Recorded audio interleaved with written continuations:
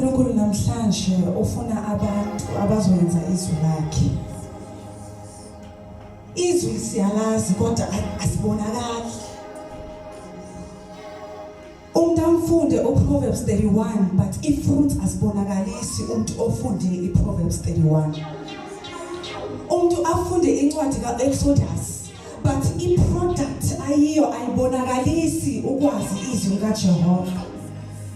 Khona manje emini uNkulunkulu ufuna intombazana, ufuna umuntu omtsha, ufuna utata, ufuna umama ozothi xa ehamba kubonakala ukuba izwi uyalazi. Sibaninzi sihleli now we are blessed, but once we leave the doors of inkonzo, ifruit zethu asibonakalisa ukuba sizwe izwi namhlanje. Akunanto engithinte ngezoyishela namhlanje ukuthi uNkulunkulu inyoka ezipoisonous wasiletha. But isolution yokuphila yayitholakala kuye lo muntu futhi olethe izinyoka ezinepoison. Ungatholi kwakho umsebenzi, uNkulunkulu uyenzayo ukuthi umsebenzi ungawutholi. You are busy giving authority to the enemy, whereas i-authority inikezwe uNkulunkulu. Isizathu ukuthi ungabi nomsebenzi, it is because of God. And ulindele ukuthi njengabantwana base-Israyeli ukhale ubuye kuye uzokhala ukuthi Nkosi ngiyafa iyangiluma inyoka, uNkulunkulu azobuyisa inyoka yokuphila. Isimo sakho sife nje kungenxa yokuthi awubuyeli kumnikazi lo ozophilisa isimo sakho. Izwi uyalazi kodwa impilo yakho ayibonakalisi ukwazi izwi likaJehova. Into ekumele siyibambile la ukuthi konke kumoshakele empilweni yakho kumele ubuyele kulo muntu ekuJehova. Izolo nesashare endlini sinenkonzo ngo7 ekuseni ukuthi akunanto dangerous ngoku-receive information. Ngoba once you receive information, a lot is expected from wena. Xa uza apha every single Sunday uthi uzozwa izwi likaNkulunkulu, uzibeka kwi-danger ngoba uNkulunkulu uzokubuza ukuthi why receive i-message, kutheni ungaphili kanjalo. Bazalwane sayophendula mhlawumbe yesebuya. Uzobuzwa ukuthi njengoba umfundisi wayeshela ngoNehemiya, kutheni uhluleke endleleni ngoba why receive i-message. You are putting yourself in danger once uvula indlebe yakho uzwe izwi likaNkulunkulu. Wena you might think ukuthi uyenza nje phela enkonzweni uzokhonza kanti awuzazi ukuthi you are putting yourself at risk ngoba uzwa izwi likaNkulunkulu. So there is an expectation from ezulwini ukuthi wenze izwi lelo mzwile. There is an expectation. Izwi liyasho ukuthi to whom much is given, much is required. uNkulunkulu ukhuluma nathi sonke.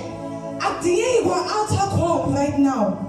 We are guilty. Sisonke simela of not living up to i-standard uNkulunkulu asifuna sikuso.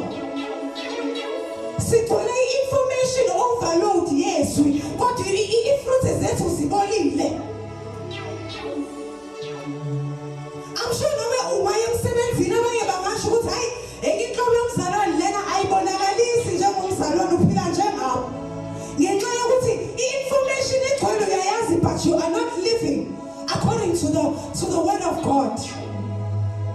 Uyakhetha izwi elizokusebenzela.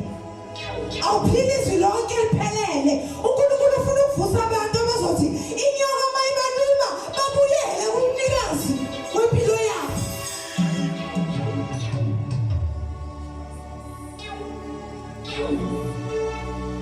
Asiphili baqala. Siyadlala. Sidlala iqiniso lisilazi nansi into ebuhlungu. That's why ngisho ukuthi we are putting ourselves at risk ngoba sidlala iqiniso silazi.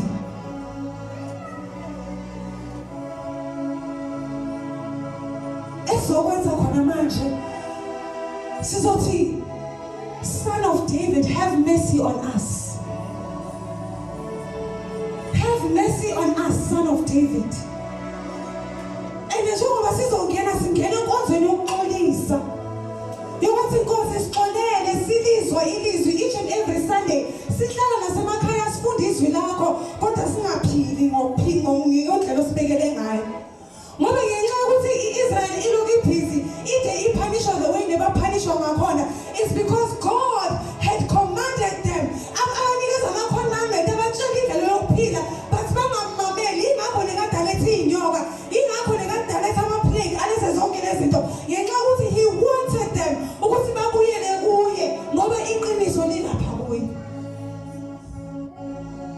sizoza sisithobe phambi kwaJehova uxolisele neze-ancestors zakho izono uxolise from generation to generation ezinye ziyakulandela ungenzanga lutho but because of i-lineage ngenxa yokuthi i-generation yakini ziyakulandela ezinye so we need to come and humble ourselves before uNkulunkulu sithi Lord we apologize siyasixolela uNkulunkulu namandla onke ngokuthi silazi izwi kodwa singalenzi makuthi mangihamba estradeni kubonakala ukuthi lo muntu umfundile uExodus 14 ukuthi uNkulunkulu uzomlwela izimpi zami mina ngithule uNkulunkulu uzomlwela bonakale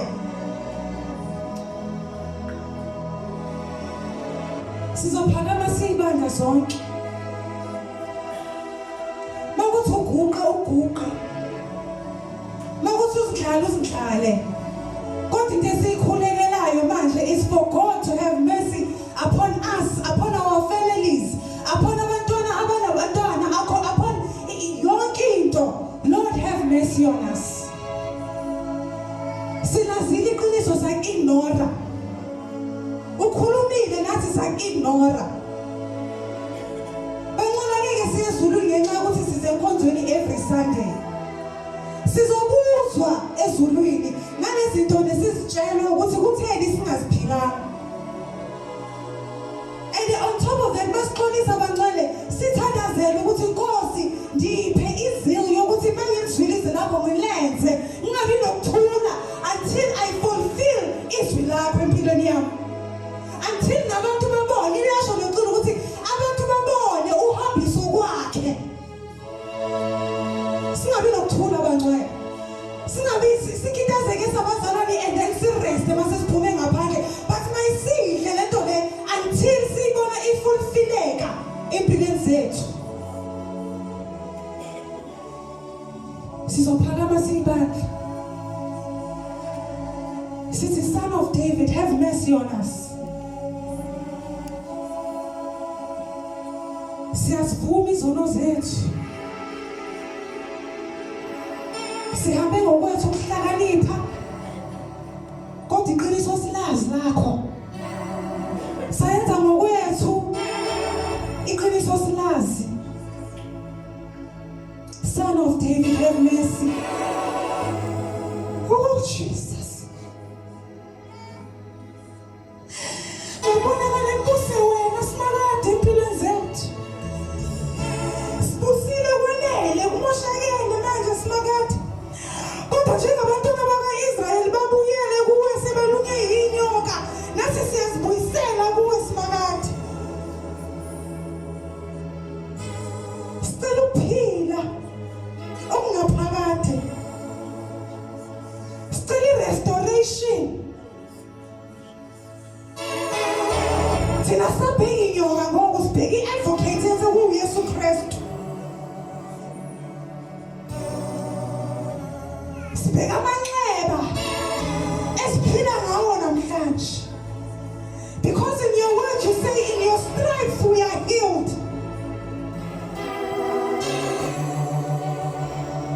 mawuxolisa namhlanje uxolise ngokukholwa ukuthi uNkulunkulu uyaxolela and receive your healing ngoba uxolisa kwakho kubiza ukuphila asithandazele bangcwele oh Jesus siyazithola kuwena namhlanje simakade oh Jesus have mercy on us Lord have mercy on us Jehovah